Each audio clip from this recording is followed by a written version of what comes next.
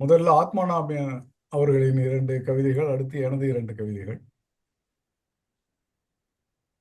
சும்மாவுக்காக ஒரு கவிதை. உங்கள் நண்பரை சொல்லுங்கள், நீங்கள் யார் என்று சொல்லுகிறேன் என்றார் ஒரு பேரறிஞர். நான் சொன்னேன், நீங்கள் யார் என்று சொல்லுங்கள், உங்கள் நண்பர்களை சொல்லுகிறேன். முழித்த முழி மொழியையே முழுங்கும் போல. நீங்கள் யாரானால் என்ன, நான் யாரானால் என்ன? அனாவசிய கேள்விகள், அனாவசிய பதில்கள். எதையும் நிரூபிக்காமல் சற்று சும்மா இருங்கள். அடுத்த ஆத்மானாபன் அவர்களின் கவிதை. பதில்.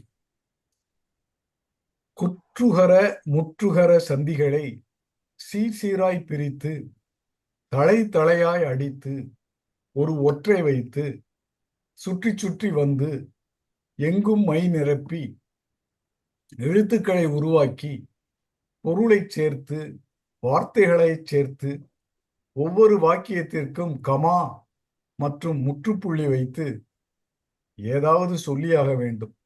நமக்கேன் வம்பு. அடுத்து எனது 2 கவிதைகள். பல வருடங்களுக்கு முன்பு இதே ஆடி முதல் வெள்ளி அன்று கருகின பல மலர்கள். கும்பகோண கொடுமை. அந்த பிஞ்சுகளுக்கு அஞ்சலி.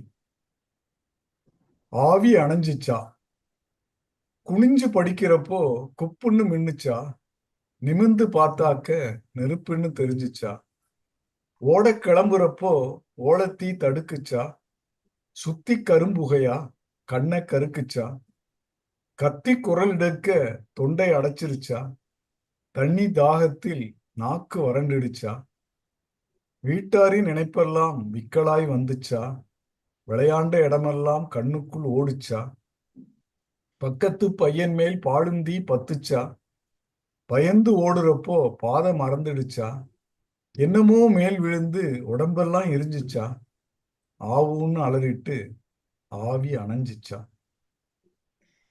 அதே கும்பகோண கொடுமை பற்றி இன்னொரு கவிதை. கூரை தீயில் குஞ்சுகள். கூரை தீயின் ஓரச் சிவப்பு வேடிக்கை காட்டியது வினாடி நேரம்தான். விறுவிறென்று மேலேறி விழுந்ததும் தெரிந்தது தீ சுடும் என்று. தோல் எரிந்து கரியாகி தோழும் போது பஞ்சு மிட்டாய் வாங்கி வரும் அப்பா நினைப்போடும், பாடம் சொல்லித்தரும் அம்மா நினைப்போடும், தோளில் தூங்க வைக்கும் தாத்தா நினைப்போடும், பக்கத்தில் படுத்திருக்கும் பாட்டி நினைப்போடும் துடிதுடித்தபடியே தூங்கி போனோம். நன்றி, வணக்கம். இருக்கு சுருக்கமா இருக்கு. அதாவது கும்பகோணத்துல